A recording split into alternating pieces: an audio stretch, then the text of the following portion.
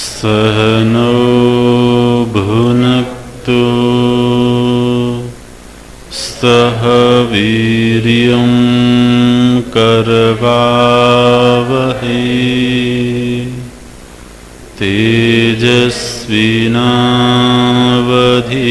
तेजस्विनावधीतमस्तु मा विद्विषावहै।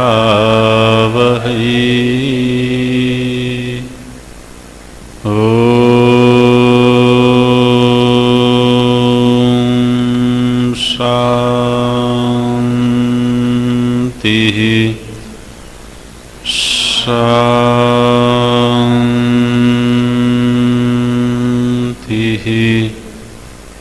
शान्तिः।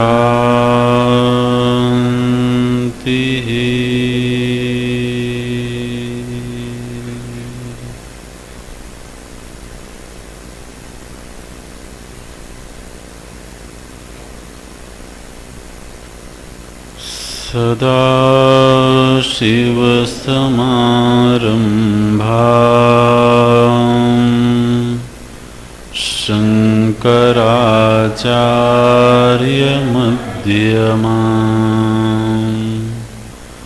अस्मदाचार्यपर्यन्ताम् वन्दे गुरुपरम्पराम्।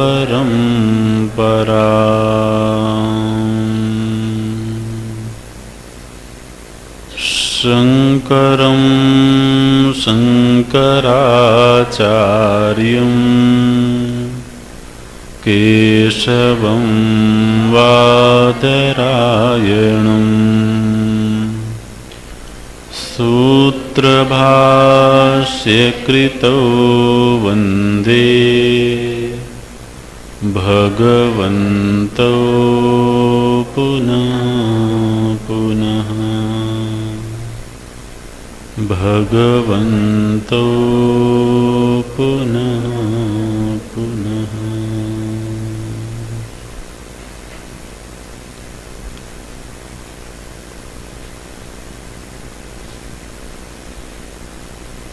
कर्तुराज्ञया प्राप्यते फलम्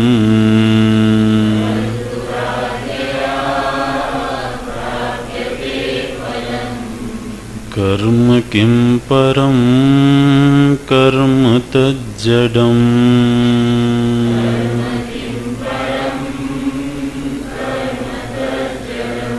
कृतिमहो दधौ पतनकारणम्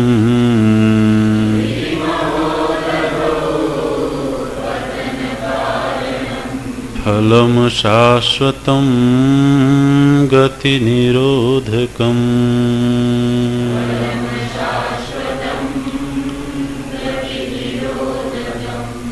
ईश्वरार्पितं नेच्छया कृतं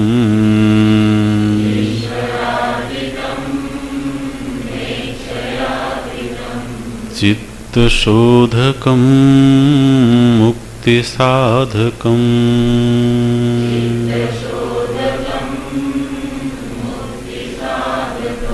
चित्तशोधकं मुक्तिसाधकम्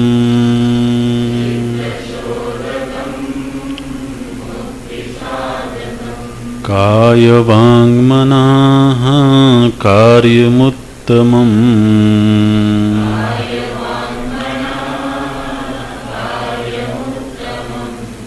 कायवाङ्मनः कार्यमुत्तमम्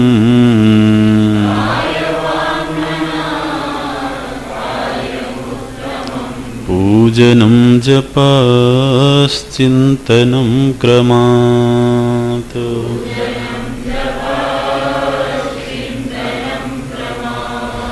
जगत ईषधीयुक्तसेवनम्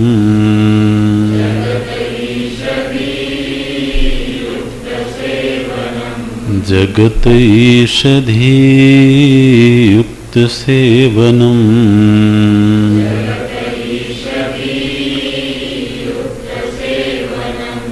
अष्टमूर्तिभृद्देवपूजनम्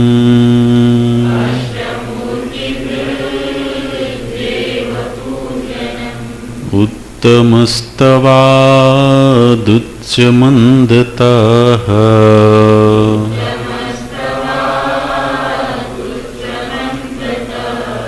चित्तजं जपध्यानमुत्तमम्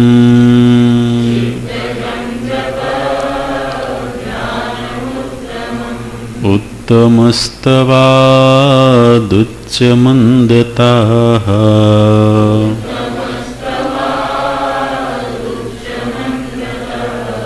चित्तजं जपध्यानमुत्तमम्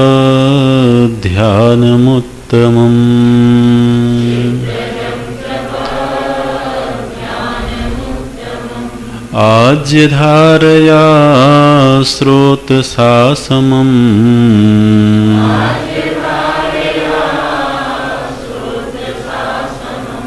सरलचिन्तनं विरलतः परम्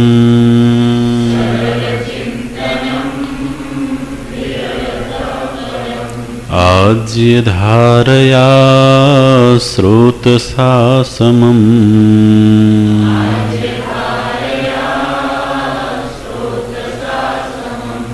सरलचिन्तनं विरलतः परम्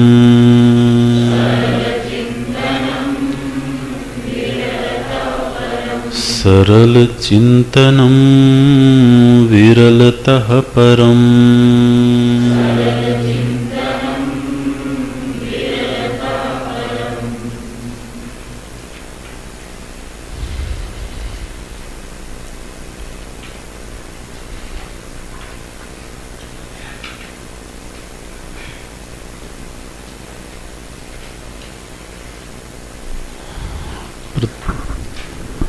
प्रत्येक मनुष्य को जीवन में अभ्युदय के लिए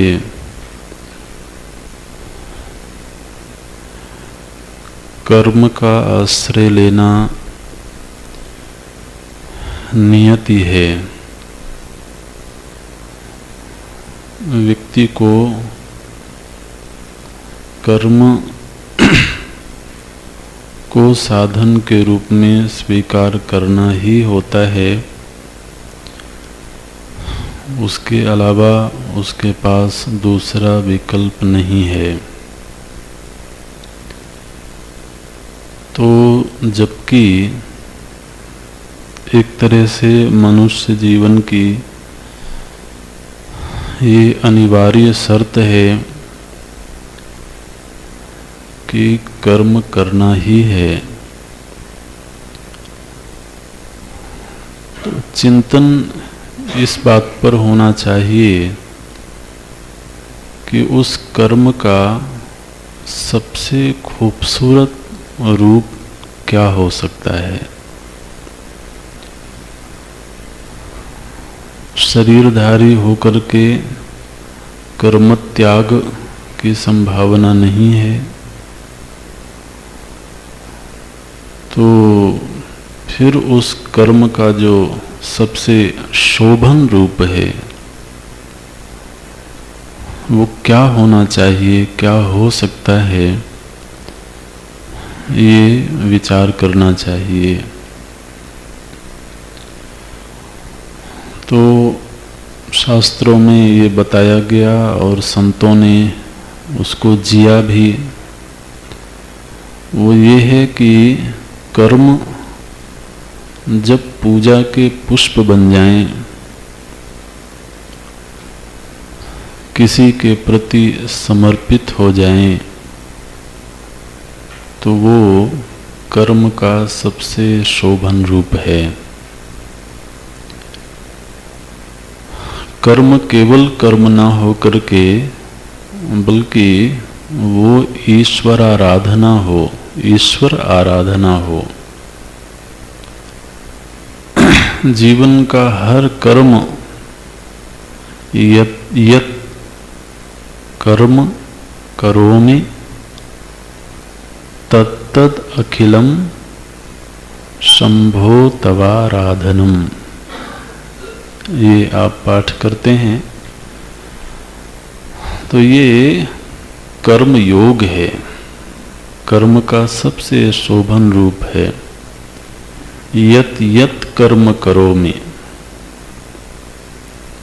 अब वहाँ पर ये शर्त नहीं है कि एक विशेष प्रकार का कर्म ही पूजा कहलाए, एक विशेष प्रकार का कर्म ही आराधना कहलाए। तो जो जप रूपी कर्म है केवल वही आराधना है, या पूजन षोडशोपचार पूजन रूपी कर्म है वही आराधना है, ये आराधना का प्रारंभिक रूप है। लेकिन वो आराधक इस स्तर पर पहुँचे जहाँ उसके द्वारा किया जा रहा प्रत्येक कर्म आराधना रूप होवे। यत यत कर्म करोमि तत् तत् अखिलम शंभो तव आराधनम। ये संभव कैसे होता है? ये संभव होता है प्रेम से। जब हम किसी से प्रेम करते हैं तो फिर हमारी प्रत्येक क्रिया उन्हीं को ध्यान में रख के होती है। मैंने एक एक कर्म को ले जाकर के समर्पित करना पड़े ऐसा नहीं होता है, बल्कि क्रिया के पहले उनकी स्मृति है, उनकी पसंद का ध्यान है। तो जब ये कहा गया ईश्वरार्पितम, तो ईश्वरार्पितम शब्द अपने आप में बहुत गहरा है। ये ईश्वरार्पितम की सिद्धि कैसे होगी? ईश्वरार्पितम की सिद्धि होगी, ये ईश्वरार्पितम कर्म के लिए बोला गया, ये कर्म ईश्वरार्पित हो। लेकिन कर्म ईश्वरार्पित तब होगा जब कर्ता ईश्वरार्पित हो जाए।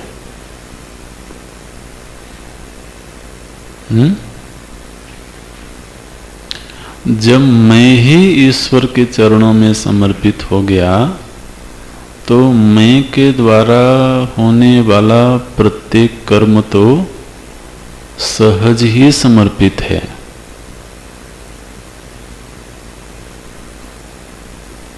ठीक है ना? मैं को सुरक्षित रख करके और कर्म को समर्पित करना ये बहुत दूर तक बनता नहीं है।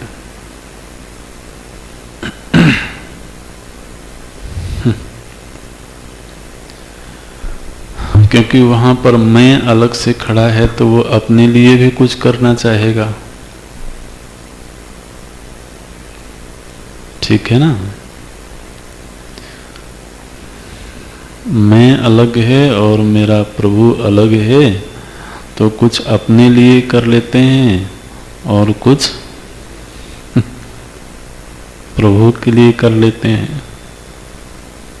ये तो चलता रहता है। तो कुछ अकेले में अगर गलत काम भी होना है, कुछ अपनी वासनानुसार भी होना है, तो चलो अपने आप को समर्पित करने के लिए वो कर लेते हैं। और कुछ जो शोभन चीजें हैं वो उनके लिए कर लेते हैं। तो अहम का अर्पण होने पर ही अहम के कर्मों का अर्पण संभव होता है। और अर्पण करना नहीं होता है, वो सहज ही होता है।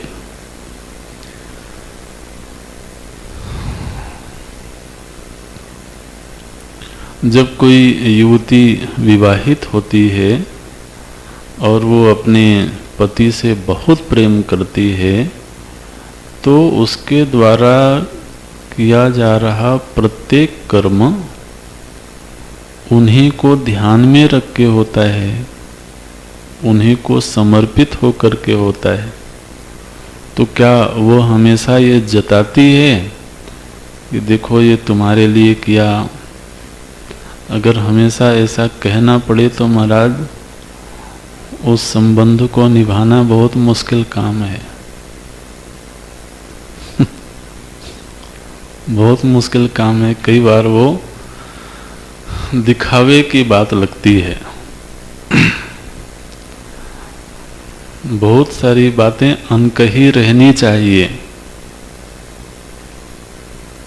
ये बहुत ज़्यादा कहने की बातें जो है ना, वो संबंध को कहीं उसके माधुर्य को खंडित करती हैं।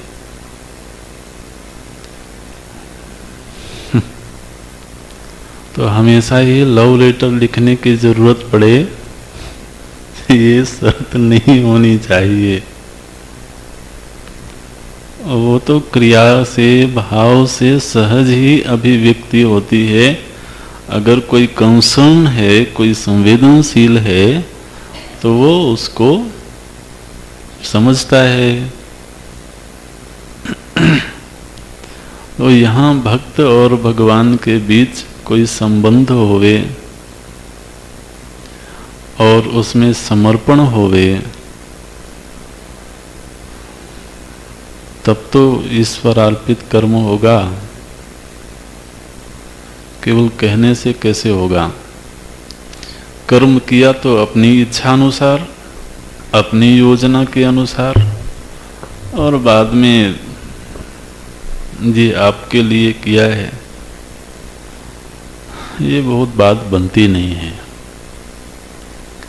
इसलिए ईश्वरार्पितम नेच्छया कृतम, ईश्वरार्पितम में अहम ईश्वरार्पितम, मैं उनका हो गया, ये सिद्धि पहले होवे, और फिर उनकी जो इच्छा है वो मेरी इच्छा है। ये निश्चया की सिद्धि तो बाद की बात है। जब एक बार मैं उनका हो गया, तो फिर जो उनकी इच्छा है वो मेरी इच्छा है। मेरी अपनी अलग क्या इच्छा है?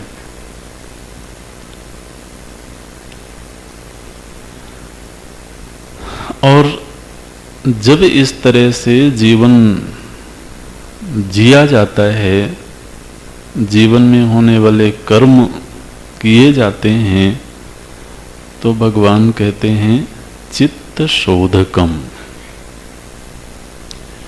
चित्त का जो सबसे, चित्त की जो सबसे बड़ी मलिनता है, वो असल में अहंकार है। और अहंकार से उत्पन्न फिर और अनेक तरह के दोष हैं। तो अब जब अहंकार किसी के चरणों में समर्पित हो जाए, तो धीरे धीरे करके वो तो शिथिल होता है, मिटता है। निरहंकारता की वृद्धि होती है, निरभिमानता बढ़ती है। अमानित्वम अदम्भित्वम अहिंसा क्षांतिरार्जवम। तो उसमें पहला सद्गुण बताया गया अमानित्वम। ये अमानी हो जाना, ये एक बड़ी सफलता है, चित्त की निर्मलता का संकेत है। अमानी हो जाना। तो चित्त शोधकम, ये ईश्वरार्पित जीवन धीरे धीरे करके चित्त का शोधन करता है, चित्त में निर्मलीकरण होता है, उसमें विनम्रता बढ़ती है, कटुता कम होती है, उसमें दया का भाव बढ़ता है, प्रेम का भाव बढ़ता है, अहिंसा की वृत्ति बढ़ती है। माने सद्गुणों की वृद्धि ही अंतःकरण के शोधन का संकेत है। और ये सद्गुण जितनी ज्यादा मात्रा में बढ़ते जाएंगे उतना ही वो साधक मुक्ति का अधिकारी बनता जाएगा। इसलिए अगला वाक्य क्या देते हैं? मुक्ति साधकम। चित्त का शोधन होता है, चित्त का शोधन होने से दुर्गुणों की कमी होती है, सद्गुण बढ़ते हैं और वो उसका जो अंतःकरण है वो दैवी गुणों से भरपूर होता जाता है। और दैवी गुण मुक्ति के साधक हैं, मुक्ति में वो साधन बनते हैं, इसलिए मुक्ति साधकम। अब प्रश्न ये आया कि भगवान ये जो ईश्वरार्पित कर्म है ये किस किस धरातल पर होता है, किस तरीके से होता है? तो बोले कि प्रत्येक मनुष्य को नैसर्गिक रूप से 3 साधन प्राप्त हैं। हम अगले श्लोक में हैं। प्रत्येक मनुष्य को, चाहे वो किसी भी देश में है, गरीब है कि अमीर है, उच्च वर्ण का है कि निम्न वर्ण का है, कोई कैसा भी मनुष्य है, अगर वो मनुष्य है, मनुष्य देहधारी है, तो 3 साधन उसको नैसर्गिक रूप से प्राप्त हैं। क्या है वो 3 साधन? तो काया, वांग, वांग माने वाणी, और मनः। शरीर, वाणी और मन, ये प्रत्येक मनुष्य को प्राप्त हैं। और ये 3 साधन ही उत्तम कार्य को संपादित करने में सहयोगी बनते हैं। कार्यम उत्तमम, उत्तम कार्य को संपादित करने के लिए ये 3 साधनों की जरूरत है और ये तीनों ही साधन प्रत्येक व्यक्ति को प्राप्त हैं। इसलिए कम से कम इस दृष्टिकोण से कोई भी व्यक्ति ये नहीं कह सकता है कि मैं ईश्वर की आराधना कैसे करूं क्योंकि मेरे पास साधन नहीं है। ऐसा कोई नहीं कह सकता, क्योंकि उत्तम कार्य के जो 3 साधन भगवान बता रहे हैं वो तो सर्व सामान्य के पास हैं। इसलिए साधन संपन्न तो प्रत्येक मनुष्य है।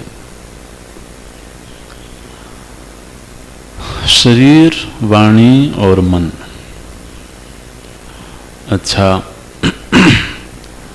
तो आप वैसे गिन सकते हैं कि शरीर माने स्थूल शरीर, वाणी माने इंद्रियां और मन माने अंतःकरण।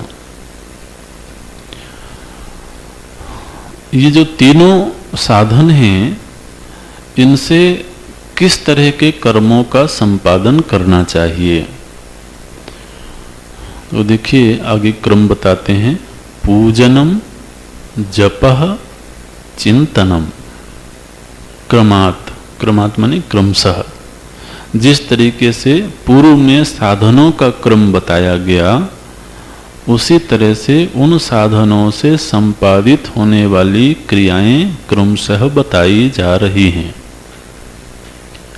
शरीर के द्वारा पूजन, वाणी के द्वारा जप और मन से चिंतन। ये ईश्वरार्पण की सिद्धि कैसे होती है वो व्याख्या चल रही है। ये जो शरीर हम सभी के पास में है, जैसा भी है, लेकिन इस शरीर से पूजन होना चाहिए। शरीर का जो मुख्य कार्य बताया गया वो पूजन करना। अच्छा, वाणी बोले उसका मुख्य कार्य जप करना, और मन का कार्य चिंतन करना। तो बोले महाराज हाँ, शरीर से पूजन तो करते हैं, लेकिन मुश्किल से 10 मिनट करते हैं। और आप कहते हो कि शरीर का मुख्य कार्य है पूजन करना। तो अगर हम शरीर को बिठाए रखें पूजा करने में ही, तो बाकी काम कैसे होंगे? अच्छा, और वाणी से अगर नित्य जप करते रहें तो वाणी से और भी बहुत काम करने हैं। तो वो कब होगा? हाँ भाई, ग्रुप डिस्कशन करना है, चर्चा करनी है, कुछ अपने सुख दुख की बातें करनी है, तो वो सब कैसे होगा? और मन का कार्य है चिंतन करना, तो चिंतन तो ठीक है, होता ही है। अब उसमें ये मत कहना कि केवल ईश्वर चिंतन करना।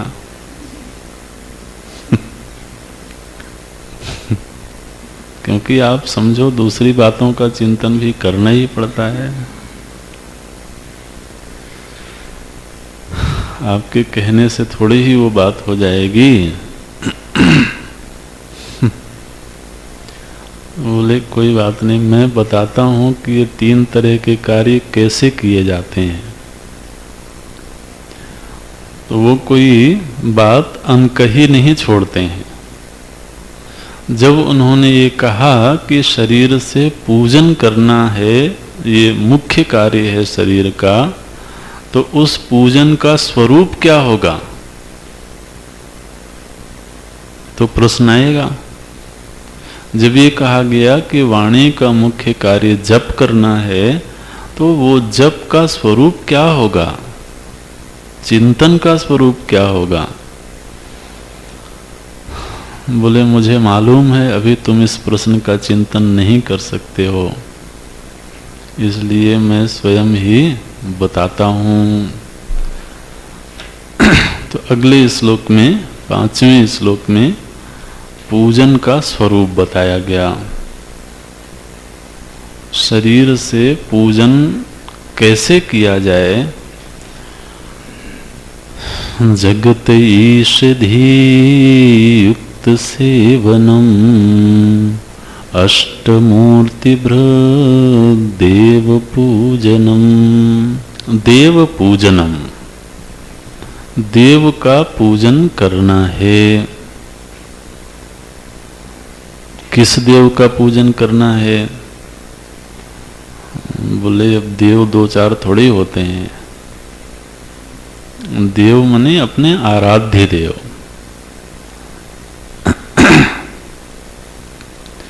तो अपने आराध्य देव का पूजन करना है शरीर से। वो आराध्य देव कहाँ हैं, किस रूप में हैं? तो अब ये जरा सूक्ष्म बात है। बोले ये जो जगत है, ये मेरे आराध्य देव का विग्रह है। जगत ईषधि, धी मने होता है बुद्धि, है ना? तो सामने जो प्रत्यक्ष ही इंद्रिय गोचर हो रहा जगत है, वो जगत क्या है? बोले वो ईश्वर का विग्रह है, ईषधि युक्त। जगत, जगत का एक परिचय दिया गया। जगत कैसा है? बोले जगत केवल जगत नहीं है, बल्कि उस जगत के रूप में मेरा ईश्वर मूर्तिमंत है।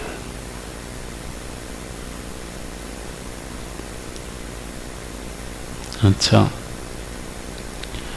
तो इस जगत को अपने ईश्वर का विग्रह मान करके जब हम जगत की सेवा करते हैं तो वो सेवा अपने आराध्य देव की पूजा है।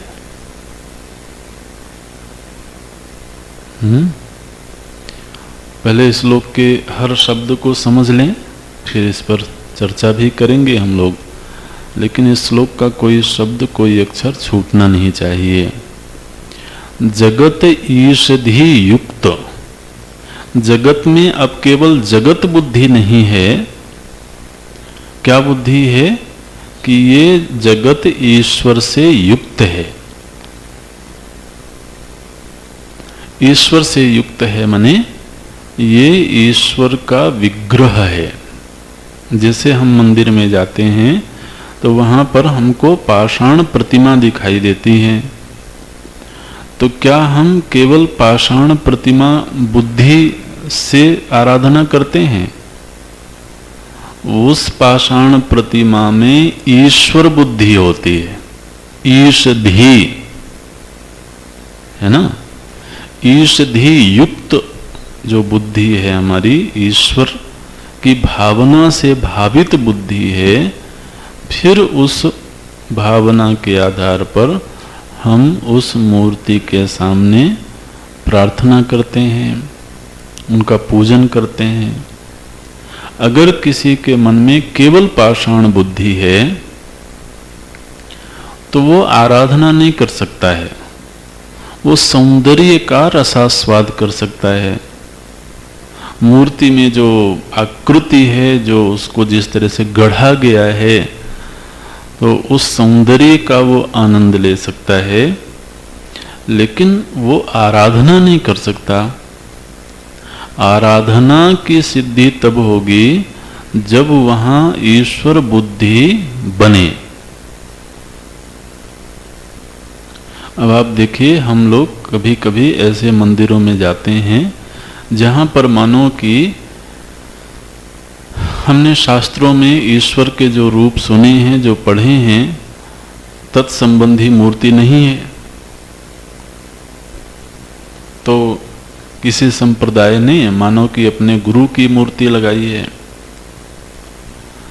या किसी ऐसे देवता की मूर्ति लगाई है जिनसे हम परिचित नहीं हैं, तो क्या वहां आराधना का भाव जगेगा? हाँ, मंदिर खूबसूरत है, वो जो गर्भगृह है वो खूबसूरत है, वो सब ठीक है। यहाँ तक कि लोग ये भी कह सकते हैं कि वहाँ का जो परिसर है उसमें बहुत अच्छे वाइब्रेशंस हैं। वहाँ जाकर के हमें अच्छा लगा। क्या बोलते हैं? बोले मन को शांति मिली। अच्छा, मन को शांति तो मिल गई, ईश्वर मिले कि नहीं? बोले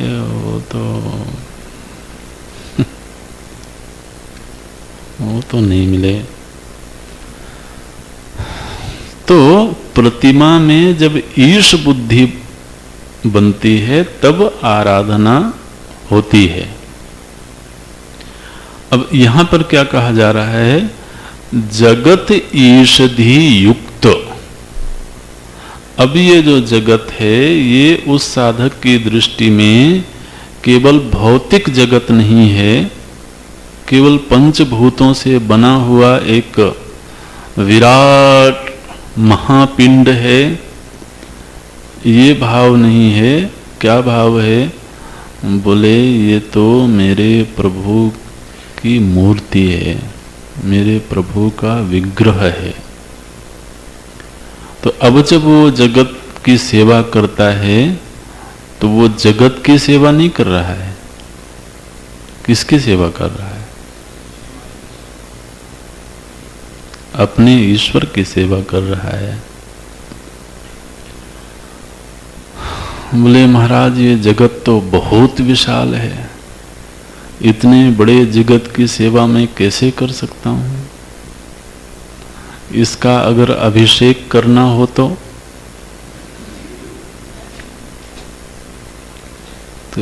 कैसे होगा?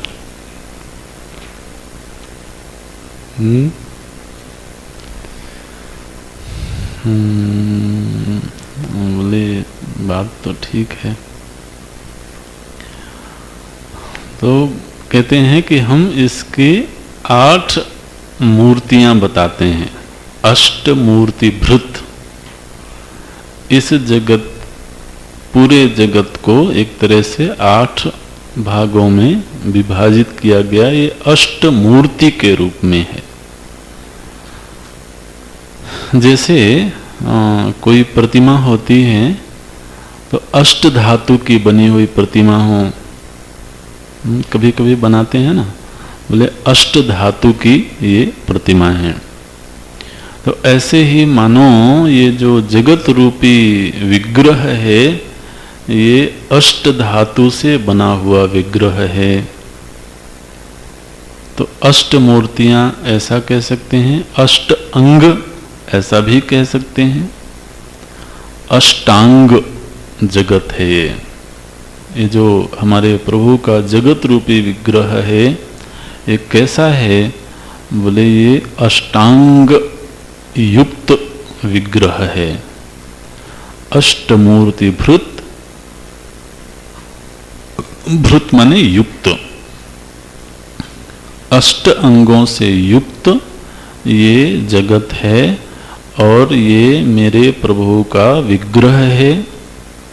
इस भाव से जब वो जगत की सेवा कर रहा होता है तो भगवान कहते हैं देव पूजनम, ये अपने आराध्य देवों की पूजा है।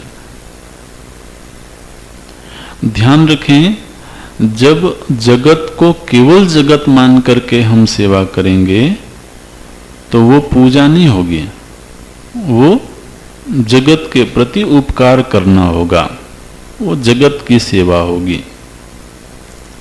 या हम समाज को केवल समाज समझ करके अगर उसकी सेवा करें तो वो समाज सेवा होगी। हम उपकार करने वाले होंगे, उपकारी होंगे, परोपकारी होंगे। लेकिन समाज को अपने प्रभु का विग्रह मान करके जब सेवा होती है तो वहां ईश्वर बुद्धि बनी रहती है। तो भक्त तो वो है जो ईश्वर आराधक है, और कोई समाज सेवक बनने के लिए वो नहीं सेवा कर रहा है, वो तो अपनी भक्ति को पुष्ट करने के लिए सेवा कर रहा है। तो ईषधि युक्त सेवनम, ये बड़े महत्व की बात है। जहां ईषधि है, अब अगर गुरु का शरीर है, अब उस शरीर में ईषधि बन गई तो गुरु सेवा ईश्वर सेवा हो गई। अगर एक पाषाण की प्रतिमा में ये बुद्धि बनाई जा सकती है, इस रहस्य को समझना। आखिर वो जो पाषाण प्रतिमा है वो भी पंचभूतों की ही तो बनी हुई है ना, और जो गुरु का शरीर है वो शरीर भी पंचभूत का ही बना हुआ है। अब उस शरीर में चेतना नैसर्गिक रूप से आई है और मूर्ति में जो चेतना है वो अनुष्ठान के माध्यम से, लोग कहते हैं ना प्राण प्रतिष्ठा की गई है ना, प्राण प्रतिष्ठा की गई माने वैदिक मंत्रोच्चारों के द्वारा वो जो पाषाण प्रतिमा थी उसमें प्राण का आधान किया गया। हमारे पास में स्वतंत्रता ये होती है कि जब हम पाषाण प्रतिमा को ईश्वर मान करके आराधना करते हैं तो वहां हमें गलती करने की छूट रहती है।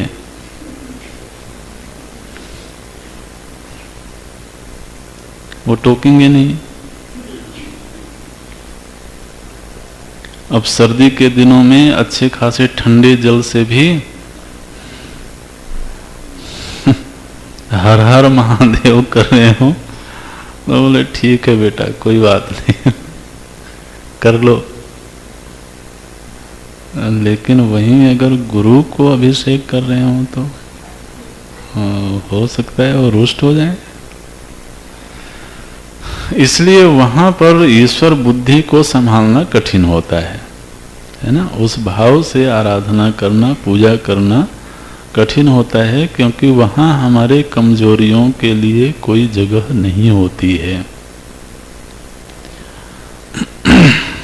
तो फिर क्या करते हैं, बोले किसी ऐसे महापुरुष को गुरु बनाने की खोज होती है जो प्रत्यक्ष ना हो।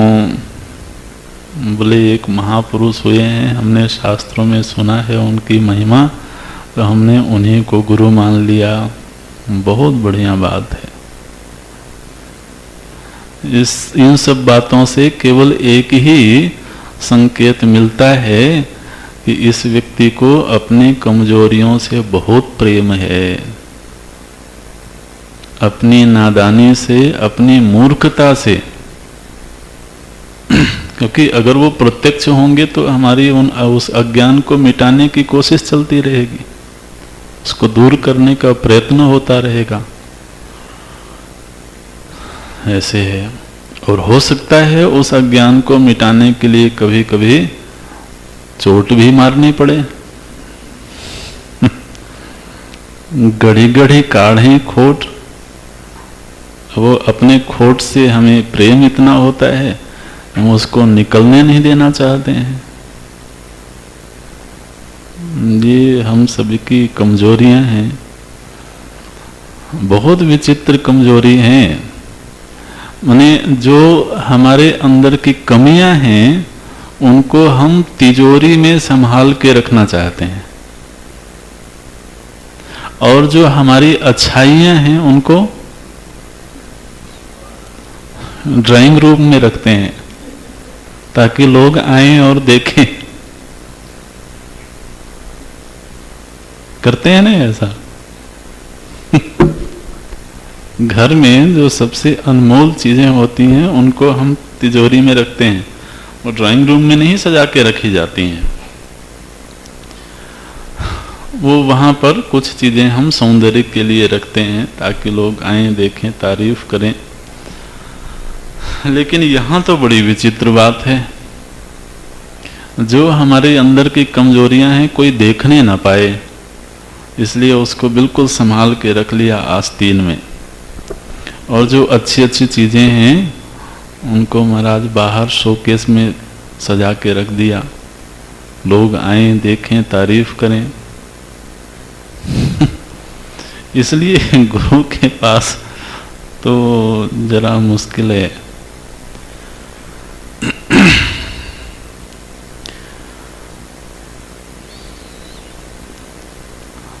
तो बात क्या हो रही थी कि ईषधि युक्त जहां पर ईश्वर बुद्धि बनी, ये महत्व की बात है। अगर वो एक पाषाण प्रतिमा में ईश्वर बुद्धि बनी तो उस प्रतिमा की सेवा ईश्वर सेवा है। काष्ठ प्रतिमा में वो भाव बना तो ईश्वर सेवा है। किसी वृक्ष में वो वृत्ति बने, किसी वृक्ष को ईश्वर मान लिया गया तो वो वृक्ष की सेवा ईश्वर सेवा हो गई। माने ये ईषधि कहां बन रही है? वो किसी व्यक्ति में बन रही है, किसी प्रतिमा में बन रही है, किसी तस्वीर में बन रही है।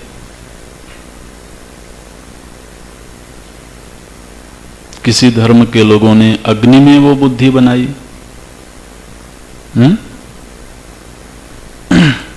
अब इस बुद्धि को बनाने में हमारे पास स्वतंत्रता है, पूरी स्वतंत्रता है।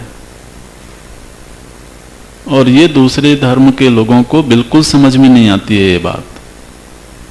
तो सनातन धर्म में तो ये बुद्धि सर्प में भी बना ली गई,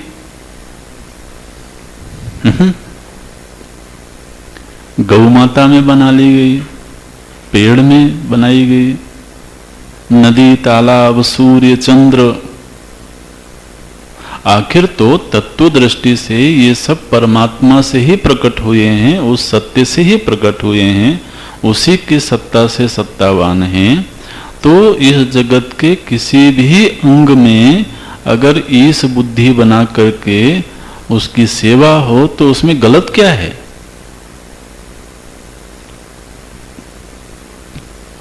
नहीं जी, उसका तो केवल एक ही रूप है, एक ही विग्रह है। वही विग्रह जब सामने आएगा तभी ईश बुद्धि बनेगी, और नहीं आएगा तो नहीं बनेगी। अब ये तो जरा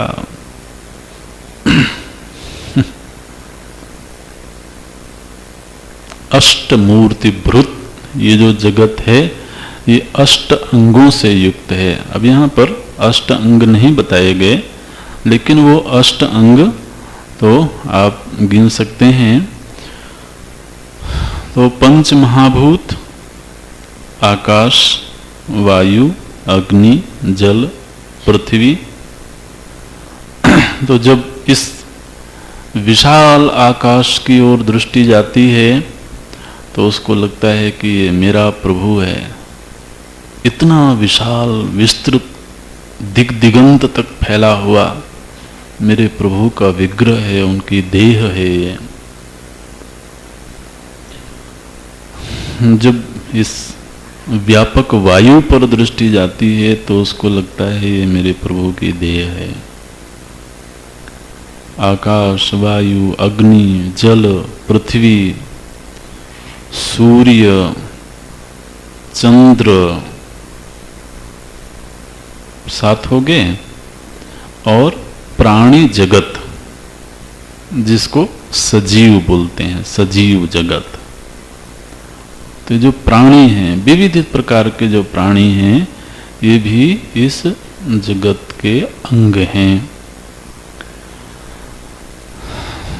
तो पूजन का ये स्वरूप बताया गया जी। हम तो अभी तक सोच रहे थे कि पूजा करना माने अपने मंदिर में अपने भगवान की एक छोटी सी मूर्ति रख करके, लड्डू गोपाल जी को रख करके और उनकी सेवा करना, उनको नहलाना धुलाना, कभी कभी ब्राशों से भी साफ करना, उन्हें जरूरत पड़ती है ना उनको चमकाने के लिए। अगर वो पीतल के हैं तो वो तो फिर कभी कभी चमकाना पड़ता है। रगड़े जा रहे हैं बिल्कुल, और वो जरूरी है। और कोई सोचे कि ये तो इनको दर्द होगा, इनको कष्ट होगा, तो फिर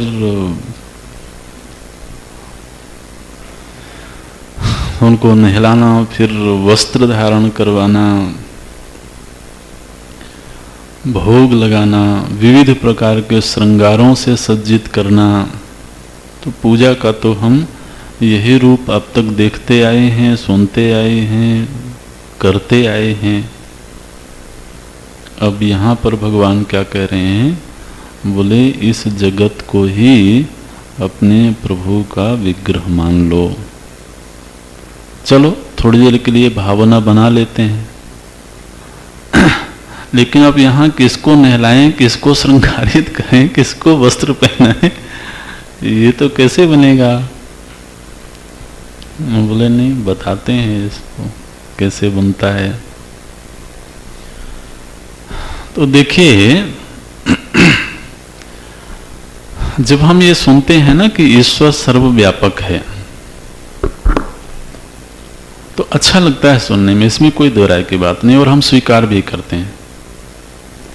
लेकिन ईश्वर सर्वव्यापक है, ये सुन करके ईश्वर के प्रति हमारे मन में क्या भाव जगा? कोई विशेष भाव नहीं जगा। व्यापक है तो है, अब उसमें क्या करें?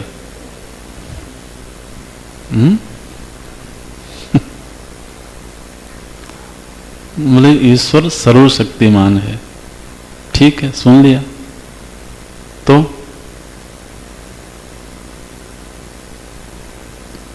हमने सुना कि अमुक उद्योगपति बहुत धनी है, बहुत ऐश्वर्य है उनके पास में, तो अब है तो है, उसमें हम क्या करें जी? तो जब हम ईश्वर के इन रूपों को सुनते हैं कि वो सर्वव्यापक है, वो कण कण में है, वो सर्वशक्तिमान है, वो सर्वज्ञ है, तो ये उनकी महिमा सुनते हैं, अच्छा लगता है। लेकिन भाव क्या बनता है? भाव तो कुछ नहीं बनता। इसलिए भाव का निर्माण करने के लिए पहला जो कार्य है वो यही है कि भगवान के किसी शास्त्र सम्मत विग्रह को अपने घर में, अपने मंदिर में रखा जाए। चाहे वो प्रतिमा के रूप में हो, तस्वीर के रूप में हो, शिवलिंग के रूप में हो, शालिग्राम के रूप में हो, किसी भी रूप में, किसी भी माने शास्त्र सम्मत है ना। शास्त्र में जिन आलंबनों की चर्चा की गई है, अब जैसे नर्मदेश्वर शिवलिंग हैं, तो शास्त्र में ये बात है कि नर्मदा जी के गर्भ में जितने भी पाषाण हैं, पत्थर हैं, वो सब शिव रूप हैं। तो वो हम ले आए, अपने पूजा घर में रखा हमने, और उनकी पूजा करते हैं, आराधना करते हैं। अब ध्यान रखें कि शास्त्र में जिस भाव से, जिस विग्रह में उपासना बताई गई है, वो उसी भाव से करना होगा। अब अगर कोई कहे कि शालिग्राम जी में हम शिव भावना करेंगे, तो वो शास्त्र सम्मत नहीं है। कोई कहे कि अरे पाषाण तो पाषाण ही है,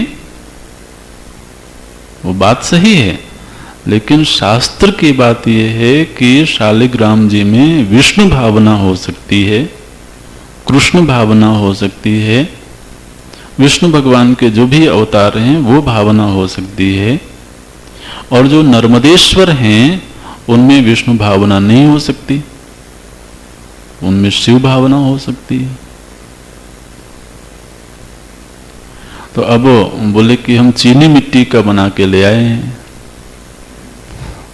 तो वो धातु चूंकि शास्त्र सम्मत नहीं है, इसलिए उसमें आराधना नहीं हो सकती है। काष्ठ प्रतिमा में, पाषाण प्रतिमा में, या पार्थिव शिवलिंग जो बनते हैं, मिट्टी के जो बनते हैं, तो जो शास्त्रों में सुनिश्चित विग्रह हैं, ऐसे किसी विग्रह का चुनाव करके, और जो हमारे आराध्य हैं वो उनका विग्रह हो, वो तस्वीर के रूप में भी हो सकते हैं, और फिर उनको ला करके घर में रख के विधिवत पूजन का भी, हर देव के पूजन का शास्त्रीय विधान है, उस विधान के अनुसार पूजन करना। अच्छा, जब हम ऐसा करते हैं, ध्यान रखें, प्रत्येक साधक को इसी क्रम से पूजा में आगे बढ़ना होगा। सीधी कोई जगत ईषधि में नहीं पहुंच सकता है। ये तो हमने पहले भी निवेदन किया था कि भगवान रमण महर्षि जिस धरातल पर खड़े हैं, जिस स्तर पर खड़े हैं, वो किसी भी साधना का एक्सट्रीम रूप है, वो उच्चतम स्तर है। लेकिन उस उच्चतम धरातल तक आरोहण करने के लिए हमें पहले पायदान से चलना होगा।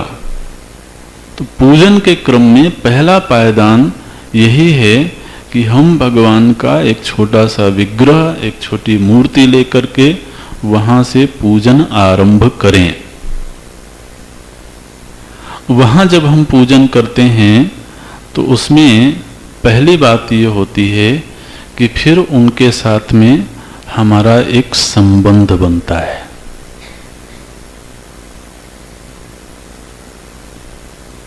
हम पूजा कर रहे हों लेकिन उनके साथ कोई संबंध ना बना हो तो भाव की अभिव्यक्ति नहीं होती है। ये एक मनोवैज्ञानिक सत्य है, आप इसको जरा थोड़ा सा समझ लें एकाग्र हो करके। ये जो भावना है ना, कभी कभी लोग कहते हैं कि मेरे अंदर कोई भावना ही नहीं आती है। अच्छा,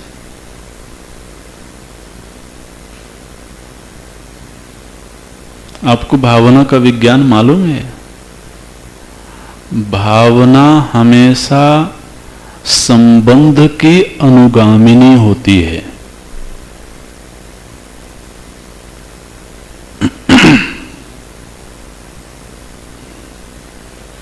ये सब हमारी अपनी निजी संपत्तियां हैं, लेकिन ध्यान नहीं देने से वो चीजें स्पष्ट नहीं रहती हैं, समझ में नहीं आती हैं।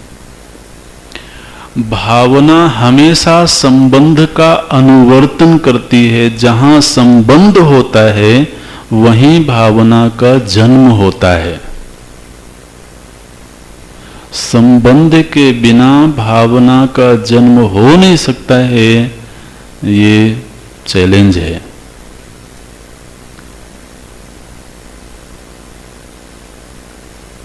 वो भावना कैसी भी हो, वो मधुर भावना हो कि दुष्ट भावना हो, भावना की स्फूर्ति होगी संबंध के आधार पर। एक व्यक्ति है, अकेला चला जा रहा है, उसके साथ में कोई नहीं है। अब उसके अंदर भाई पने की भावना जागे कि पिता पने की भावना जागे कि पति पने की भावना जागे? कौन सी भावना जागे? उसका संबंधी कोई सामने है ही नहीं। उस व्यक्ति के सामने जैसे ही उसका पिता आया, एक भावना जाग गई। उस व्यक्ति के सामने जैसे ही उसका भाई आया, एक भावना जाग गई। उसके गुरु आए। मैंने ये कैसे संभव है कि किसी के प्रति हमने गुरु शिष्य का संबंध बनाया नहीं और शिष्य की भावना अपने आप ही जागे? ये कोई एक्सीडेंट होता है क्या? नहीं। भावना, इवन सामने शत्रु आया तभी हमारे अंदर शत्रुत्व की भावना जागती है। हम रेलवे स्टेशन पर खड़े हैं, बहुत भीड़ है, वहां बहुत सारे लोग हैं, तो बहुत सारे लोगों को देख करके क्या भावना जागती है? कि मेरे भाई हैं, कि मेरे बंधु हैं, कि मेरे परिजन हैं? कुछ नहीं, व्यक्ति उदासीन है, न्यूट्रल है। लेकिन उन्हीं हजारों की भीड़ में से एक चेहरा ऐसा दिख गया जो अपना परिचित है, एकदम से चेहरा खिल गया। अरे तुम कहां से? अभी तक बिल्कुल निर्विकार खड़ा था, बिल्कुल विरक्त शिरोमणि, हजारों की भीड़ में भी अकेला है, कोई विशेष भावना नहीं है, अपने विचारों में मगन है। लेकिन उन हजारों में से एक चेहरा ऐसा सामने आया जो अपना परिचित था। अब अगर वो जो परिचय है, संबंध है, मधुर वाला संबंध है, तो मधुर भावना जाग गई। और वो संबंध कहीं कटुता का है तो कटु भावना जाग गई। लेकिन भावना जागी तब जब संबंधी सामने आया। हम बोले देखो यहां भी ये दिख गया, ये पीछा नहीं छोड़ता, जहां जाता हूं वहीं दिख जाता है। तो देखो इसको देख लिया, दिन खराब हो गया। तो अच्छे भले तो तुम खड़े थे, यहां पर सैकड़ों लोग आ जा रहे थे, तुम्हारा दिन खराब नहीं हुआ? बोले अभी भाव जाग गया ना, क्योंकि उस भाव को जगाने वाला संबंधी सामने आ गया।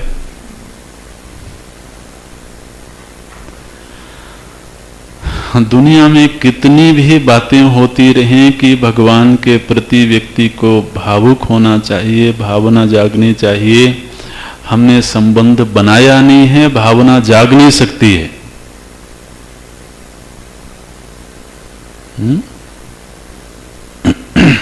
नहीं जी, कहने सुनने में बातें अच्छी लगती हैं, लेकिन जीवन की सच्चाई ये है कि पहले वहां संबंध। हमने किसी संत को देखा, बहुत महान हैं, बहुत बड़े हैं, बहुत विद्वान हैं, ठीक है, उनके प्रवचन से हम प्रभावित भी हुए, लेकिन मेरे अंदर शिष्य भाव जागे ये तब होगा जब वहां एक संबंध बन जाए।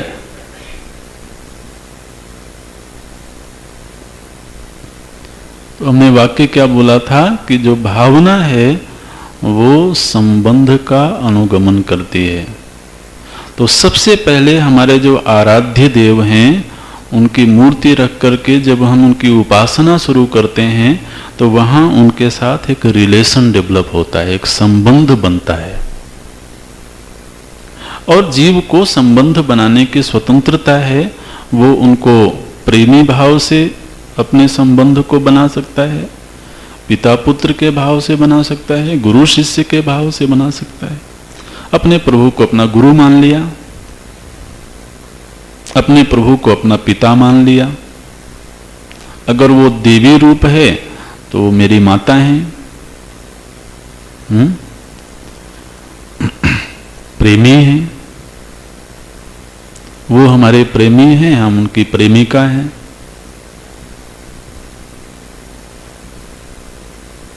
कोई कोई ऐसे भक्त हुए जिन्होंने कहा कि वो मेरा चेला है, मैं उसका गुरु हूं। तो ठीक है, तो वशिष्ठ जी भी भक्त हैं, वो भगवान की आराधना करते हैं, लेकिन वो भक्त अपने भगवान को अपना शिष्य बना करके करते हैं। मैंने ये तो जीव के पास शास्त्र ने स्वतंत्रता दी कि तुम संबंध के किसी भी रूप को स्वीकार कर सकते हो, मुख्य शर्त यह है कि संबंध बनना चाहिए। वो मेरे मालिक हैं, मैं उनका सेवक हूं। पूजन की पहली शर्त यही है, विग्रह रख करके उनके साथ एक संबंध का निर्माण किया जाए।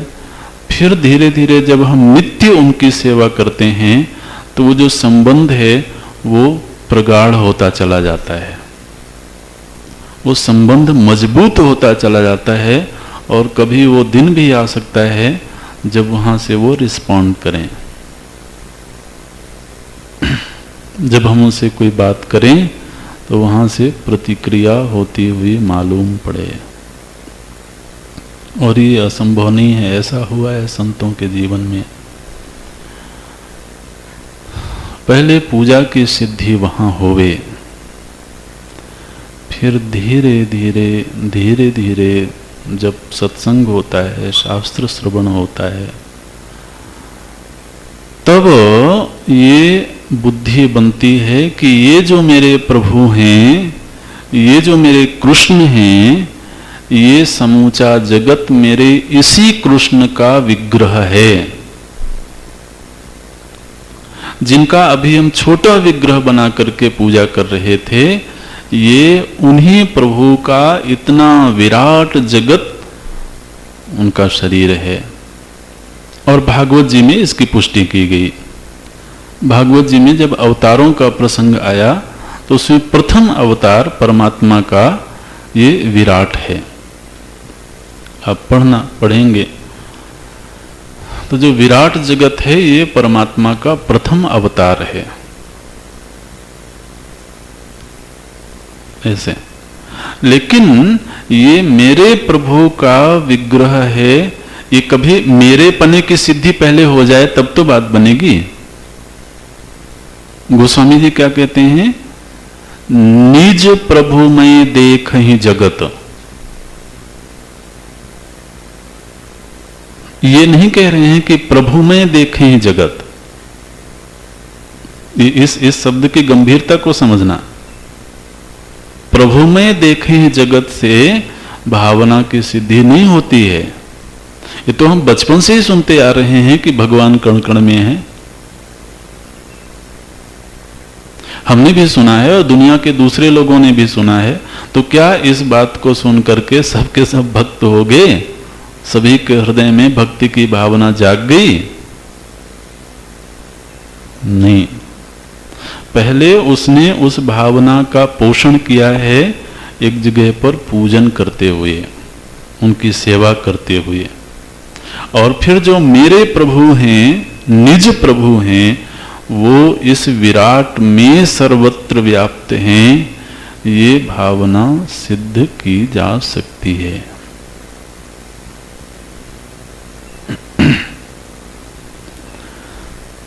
ये भावना का विज्ञान ऐसे चलता है। जित देखो तित श्याममयी है। अब तो जिधर भी नजर जाती है उधर मेरे कृष्ण नजर आते हैं। तो मेरे पहले बने तब ना, मेरे बने ही नहीं, उनके साथ कोई संबंध ही नहीं बना, तो बस ठीक है। तो निज प्रभु में देखें जगत, वो जब भावना उस धरातल पर पहुंच गई जहां अब जगत का कण कण उनका विग्रह, उनकी देह मालूम पड़ती है, तब फिर वो जगत की सेवा करता है तो जगदीश्वर की सेवा होती है। अच्छा, जगत की सेवा कैसे करेंगे? तो आप देखिए, जब हम अपने गुरु का वंदन करते हैं तो क्या करते हैं? उनके चरण छूते हैं, ठीक है? तो हमने शरीर के एक अंग को छुआ और वंदन किसका हुआ? उस चरण का, या चरण जिसका है उनका? हमको तिलक लगाना है तो हमने एक अंग में तिलक लगाया, तो उस अंग को तिलक लगाया, जो वहां अंगी है उसको तिलक लगाया। तो अंग की सेवा करके हम अंगी की सेवा कर रहे होते हैं। ये इस तरह का ये विज्ञान है। अब जैसे अगर हम चरण सेवा कर रहे हैं तो कोई ये कह सकता है कि मैं चरण सेवा कर रहा हूं, दूसरा कह सकता है नहीं मैं गुरु सेवा कर रहा हूं। इन दोनों में अंतर हो गया ना। चरण के माध्यम से असल में हम गुरु सेवा कर रहे हैं। तो एक अंग की सेवा से जब भाव ये बनता है कि ये उस अंग की सेवा हो रही, ठीक इसी तरह से जगत में से किसी भी एक अंग की सेवा हो रही हो, अगर ईश बुद्धि है तो वो सेवा किसकी हो रही है? ईश्वर की हो रही है। ऐसे जगत ईषधि युक्त सेवनम अष्टमूर्ति भृत देव पूजनम। तो चर्चा ये हुई कि हमें जो साधन प्राप्त हैं उनमें शरीर, वाणी और मन, इन तीन साधनों से तीन तरह की साधना बताई गई। पूजन करना, जप करना और चिंतन करना। पूजन का स्वरूप क्या है? तो जो पूजन का सबसे उच्चतम रूप है वो तो जगत को ही ईश्वर का विग्रह मान के सेवा करना, लेकिन उसकी शुरुआत होती है पहले मूर्ति पूजा से। वहाँ पर पहले एक संबंध की सिद्धि होती है और संबंध सिद्धि से फिर भाव का निर्माण होता है, और वो भाव जैसे जैसे बढ़ता है वैसे वैसे दृष्टि का विस्तार भी होता है। और फिर कभी ये दृष्टि प्राप्त होती है कि ये जगत स्वयं प्रभु का विग्रह है और उसकी सेवा में जीवन जीना असल में भक्ति का जीवन है, भक्त का जीवन है। ऐसे अभी यहीं रखते हैं।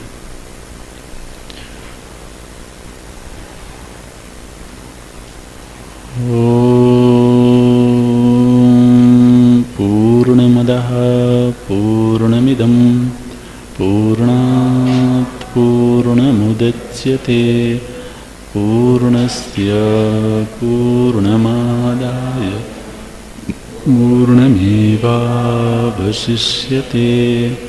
ॐ शान्ति शान्ति शान्तिः।